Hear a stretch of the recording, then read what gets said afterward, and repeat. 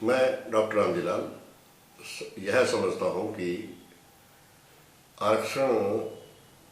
कोई नई बात इस मुल्क में नहीं है, क्योंकि 2006 तक लगभग 5000 से अधिक कास्ट जो हैं वो बैकवर्ड क्लास की श्रेणी में थी और आगे बढ़ रही हैं। अनेक जगह पर केरल में ब्राह्मण डिमांड कर रहे हैं, आंध्र प्रदेश में कापू, गुजरात में पटेल, महाराष्ट्र में मराठा और हरियाणा में केवल जाट नहीं अन्य जातियां भी इनके साथ थी। इस प्रकार की जब मांग आती है, सरकार को उस मांग से निपटने के लिए एक शुरू में ही पॉलिसी तैयार करें, क्योंकि जब तक आप एक नीति तैयार नहीं करेंगे तब तक आप समस्या का समाधान नहीं कर सकते। जहां तक आप शासन,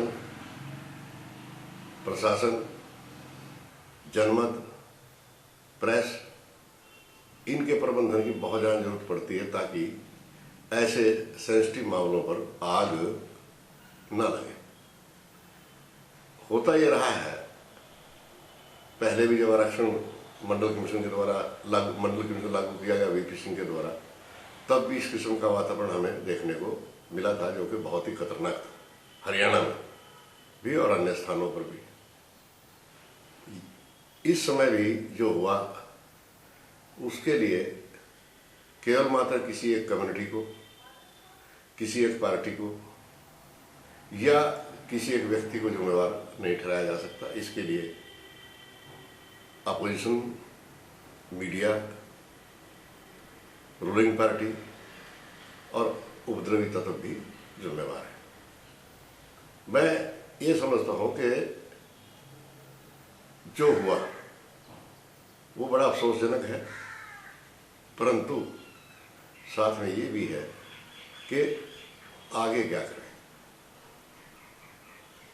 हरियाणा में किसी भी रूप में जो पारस्परिक भाईचारा यहाँ आज का नहीं है, सदियों का है, और ये मुल्क विभिन्न जातियों धर्मों का मुल्क है और बहुलवादी देश है। इस बहुलवाद में विभिन्नता में एकता बहुत अनिवार्य है। मेरा ऐसे लोगों से जो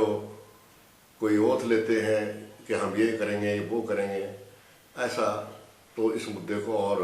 आग लगाने वाली बात है। आपसी भाईचारे के लिए जब कभी ऐसे आंदोलन का खतरा हो, उससे पूर्व ही एनजीओज और सरकार की तरफ से भी और विरोधी दलों की तरफ से भी पीस कमेटीज जो हैं उनको बनाया जाए। लोगों को सेमिनारों के जरिए, बातचीत के जरिए, समाचार पत्रों के जरिए, पक्ष और विपक्ष दोनों, जाट आरक्षण के पक्ष में क्या है क्या नहीं है, क्यों है क्यों नहीं है, या किसी भी चीज़ के बारे में अगर हम समझाने का प्रयास करते हैं तो जनता बहुत शानी है, समझदार है, और वो ऐसे तत्वों से दूर रहेगी जो तोड़ फोड़ की राजनीति करते हैं। नेतृत्व, राजनीति करने वाले जो लोग हैं, वह नेतृत्व कभी भी तोड़ फोड़ की बात नहीं करेगा, क्योंकि अपनी साख जो है वो लगी होती है। परंतु अफसोस यहाँ ये होता है कि अगर हम कांग्रेस को या अन्य पार्टियों को दोषी माने तो साथ में बीजेपी के ऊपर भी दोष आता है। उदाहरण के तौर पर कि बीजेपी के मंत्रियों में इस समय ऐसा लगता है जैसे आपस में कोई तालमेल है ही नहीं। आमतौर पर संसदीय प्रणाली में ये नियम होता है, कैबिनेट का सिद्धांत है कि इकट्ठे डूबेंगे और इकट्ठे तैरेंगे, let us swim and swim together. इनके जो आपसी विरोधाभास है किसी बात के बारे में, वो सार्वजनिक तौर पर नहीं करना चाहिए। They should cooperate with the chief minister of Haryana, और अगर इनमें आपस में कोऑपरेशन रहेगा, सहयोग रहेगा, तो शांति जो है वो जल्दी होगी। शांति की स्थापना के बाद इसके अतिरिक्त उद्योगपतियों को ये आह्वान किया जाए, रूलिंग पार्टी की तरफ से भी, अपोजिशन पार्टी की तरफ से भी और अन्य आम जनता की तरफ से भी, कि अपने कारखाने जो हैं यहाँ से लेकर ना जाएं। अन्यथा ऐसा होगा जैसे बंगाल से कारखाने गुजरात चले गए, अन्य प्रदेशों में चले गए, लोगों को रोजगार नहीं मिलेगा। नंबर 2, बाहर से आने वाले जो इन्वेस्टर्स हैं उनको इंश्योर किया जाए कि ये टेम्परेरी फेज होता है किसी भी देश के इतिहास में, यहाँ भाईचारा है और भाईचारा रहेगा और शांति रहती है। तीसरी बात यह है कि युवाओं को समझाने का प्रयास किया जाए, क्योंकि प्राय युवा वर्ग जो है इस समय उसका स्टेक पर ज़्यादा है, क्योंकि नौकरी व्यवसाय उनके सामने अंधेरा ना हो, तो उस अंधेरे को उजाले की ओर बदलना ये केवल मात्र सरकार ही नहीं बल्कि विपक्षी पार्टियों का रोल भी है, और खास तौर पर शिक्षण संस्थाओं का रोल, उसमें शिक्षक का रोल भी आता है। हाँ देखिए, मैं युवा वर्ग से भी और बुजुर्गों से भी दोनों से अपील ये करूँगा कि हरियाणा में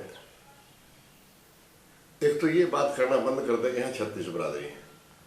क्योंकि मेरा ख्याल ये सामाजिक जो तथ्य हैं उनको उल्ट फेर किया जाता है। परिणाम क्या है कि हरियाणा के अंदर 76 बैकवर्ड कास्ट है इस समय और 37 शेड्यूल कास्ट है, बाकी जो है वो जनरल कास्ट है। जब हम 36 बिरादरी की बात करते हैं तो इससे साफ जाहिर है हम कहीं न कहीं उन जातियों की या उन लोगों को जो हाशिए पर हैं उनको और अधिक पीछे धकेलने की बात करते हैं। तो आप ये जो 36 की बात करते हैं ये कई दफा 36 का आंकड़ा बन जाता है, इसलिए इस शब्दावली का प्रयोग जरा कम किया जाए या ना किया जाए ज़्यादा उचित है, क्योंकि ये सामाजिक तथ्यों को पूरा नहीं बताती, कोटेशन बन गई और उसको बार बार पॉलिटिशियन रिपीट करता है। नंबर 2, नौजवान वर्ग को अपना ध्यान जो है वह सामाजिक मुद्दों पर, आर्थिक मुद्दों पर, राजनीतिक मुद्दों पर बहस के जरिए सुलझाने का प्रयास करना चाहिए, ना कि डंडे के बल पर या हड़ताल आंदोलन के बल पर, क्योंकि जितना वो ज्ञान प्राप्त करेंगे उसके बेस पर ज़्यादा बेटर है। इसके अतिरिक्त जो बुजुर्ग लोग हैं राजनीतिक दलों में भी या राजनीतिक दलों के बाहर घरों में भी,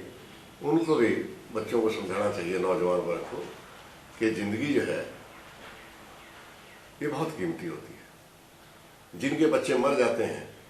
बच्चे तो मर गए लेकिन माँ बाप जो है वो जिंदे ही मर जाते हैं, उनके लिए बड़ी प्रॉब्लम होती है। जिन लोगों ने बड़े संघर्ष के बाद संपत्ति तैयार की, वो 1 मिनट में खाक हो जाए, वो भरपाई जो है कभी नहीं हो सकती। और जो दिलों के टुकड़े होते हैं समाज के अंदर लोगों के, विभिन्न लोग वर्गों के बीच में, अगर वो कहीं न कहीं रहीमन धागा प्रेम का मत तोड़ो झटका है, वो जो धागा प्रेम का है अगर वो टूटता है तो गांठ पड़ जाती है। हम ये अपील करेंगे कि इस प्रकार की गांठ ना डाली जाए और कुंठाओं के देश पर ना चलते हुए एक सौहार्द वातावरण बनाया जाए, और सरकार के साथ कोऑपरेट करने की बहुत बड़ी आवश्यकता है इस समय में, चाहे वो विपक्ष का आदमी है, चाहे वो क्रिटिक है, कोई भी है, क्योंकि अगर सरकार के साथ सहयोग रहेगा उसकी तो पीस मेंटेन रहेगी, पीस है तो प्रोग्रेस है। आंदोलन के पीछे कोई साजिशकर्ताओं की बात आ रही है, उनके खिलाफ जरूर कार्रवाई होनी चाहिए। जो देखिए ऐसा, हाँ, जैसा ऐसा कि जहाँ तक वायलेंस का ताल्लुक है, अगर मान लीजिए ये पाया जाता है कि इन लोगों ने वायलेंस जो है किया है तो उस चीज़ को एग्जामिन किया जाए, वो पुलिस का काम है। Let the law take its own course, वो अपना काम करे, कानून तो उसमें मतलब जो है कानून अगर अपना काम करता है तो लाजमी तौर पर तो वो ठीक रहता है। लेकिन ये समय जो है एक दूसरे को ब्लेम और काउंटर ब्लेम करना